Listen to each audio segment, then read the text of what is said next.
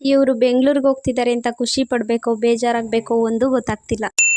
Hi ಎಲ್ರಿಗೂ ನಮಸ್ಕಾರ, welcome to my mini vlog. ಇವತ್ತು ಬೆಳಗ್ಗೆ 6 ಗಂಟೆಗೆ ಎದ್ದೇಳಬೇಕಾಯ್ತು. ಏನಕ್ಕಂತಂದರೆ ನಮ್ಮ ಮನೆಯವರು ಬೆಂಗಳೂರಿಗೆ ಹೋಗ್ತಿದ್ದಾರೆ.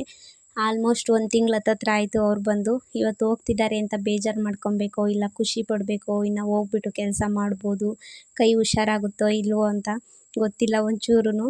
ಆದರೆ ಸ್ವಲ್ಪ ಬೇಜಾರಂತೂ ಆಗ್ತಿದೆ. ಇಷ್ಟು ದಿನ ಜೊತೆಲಿದ್ದು ಇವತ್ತು ಹೋಗ್ತಿದ್ದಾರಲ್ಲ ಅಂತ ಅಂದ್ಬಿಟ್ಟು. ಹೋಗಲಿಲ್ಲ ಅಂದರೆ ನಮ್ಮ ಜೀವನ ನಡೆಯೋದಿಲ್ಲ, ಹೋಗಲೇಬೇಕು. ಅದಕ್ಕೋಸ್ಕರ ಖುಷಿನೂ ಆಗ್ತಿದೆ. ಅವರು ಆ ಕಡೆ ಹೋದ್ಮೇಲೆ ಯಾವುದೇ ವಿಡಿಯೋ ಮಾಡ್ಕೊಳ್ಳೋದಕ್ಕಾಗಲಿಲ್ಲ. ನನಗಂತೂ ಸಿಕ್ಕಾಪಟ್ಟೆ ಬೇಜಾರಾಗ್ತಿತ್ತು. ಡೈಲಿ ಇದ್ದಿದ್ರೆ ಕಿತ್ತಾಡ್ಕೊಂಡು ಹೇಗೋ ದಿನ ಕಳಿಬೋದಿತ್ತು. ಇವತ್ತಂತೂ ದಿನ ಹೆಂಗೋಯ್ತು ಅಂತಲೇ ಗೊತ್ತಾಗ್ತಿಲ್ಲ. ಇನ್ನು ನಾನೇ ಇವತ್ತು ಕರ ಬಿಡ್ಕೊಬೇಕು ಅಂತ ಅಂದ್ಕೊಂಡೆ. ಬೆಳಗ್ಗೆಯಿಂದ ಸಂಜೆವರೆಗೂ ಯಾವುದೇ ರೀತಿ ಕೆಲಸ ಅಂತೂ ನಾನು ಮಾಡಲ್ಲ. ಜಾಸ್ತಿ ಅಡುಗೆ ಒಂದೇ ನೀಟಾಗಿ ಮಾಡೋದು ಅಂತಂದರೆ ಅದಕ್ಕೆ ಇವತ್ತಾದರೂ ಹಾಲು ಕರಿಯೋಣ ಅಂತಂದ್ಬಿಟ್ಟು ಬಂದೆ. ಅಮ್ಮ ಹೇಳಿದ್ರು ಅಂತಂದ್ಬಿಟ್ಟು ಅಷ್ಟೇ. ಇತ್ತೀಚೆಗೆ ಯಾಕೋ ಗೊತ್ತಿಲ್ಲ, ಮೀನು ಸಿಕ್ಕಾಬಟ್ಟೆ ನನ್ನ ಜೊತೆ ಅಟ್ಯಾಚ್ಮೆಂಟ್ ಬೆಳೆಸ್ಕೊತಿದ್ದಾಳೆ.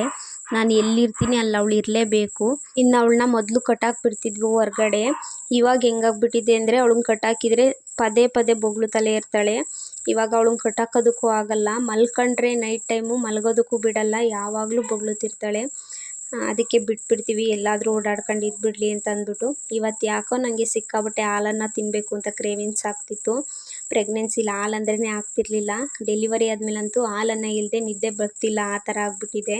ಒಂದೊಳ್ಳೆ RR ಮೂವಿ ನೋಡ್ಕೊಂಡು ಇವತ್ತಿನ ಊಟ ಮುಗಿಸ್ಕೊಂಡ್ವಿ. ಆದರೆ ಮಲ್ಕೊಬೇಕಾದ್ರೆ ಭಯ ಆಗುತ್ತೆ ಅಂತಂದ್ಬಿಟ್ಟು ಸ್ವಲ್ಪನೇ ನೋಡಿದ್ದಾಯಿತು. ಅಷ್ಟು ಧೈರ್ಯ ಇಲ್ಲ ನನಗೆ.